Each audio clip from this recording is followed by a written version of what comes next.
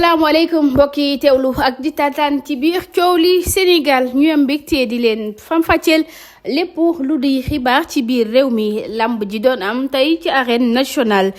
tekkile di Mo Gates dal di koy tëgg ci diggante Aladji Mbaye ak Boucher Ketchup Alboury ak Njambaan combat bu njëkk mu di Alboury ak Njambaan ñaari mbër yoo xam ne kenn ku nekk yaa ngi doon tëkku sa moroom di ko wax ne ko bu bés ba daana laal daan ba toog ci sa kaw. Alboury moom mujjee am ndam ci kaw Njambaan boobule defetum Njambaan nag bettul kenn ndax Alboury mbër mu actif la bu mu jógee ci bëreek léegi ci ñaari weer rek la toll te moo amoon lii lee di victoire bu ñu ñëwee ci carrière Alboury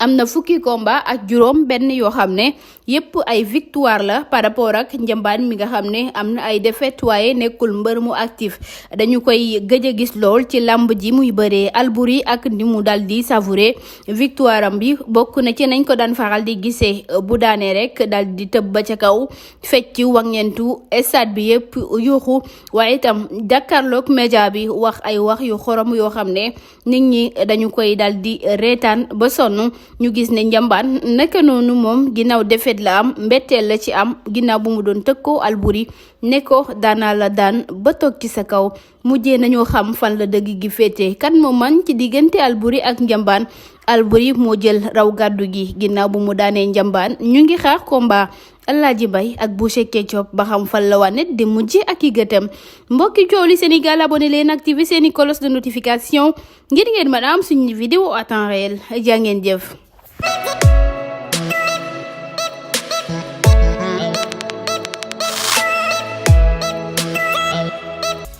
Abonnez-vous, ciao le Sénégal.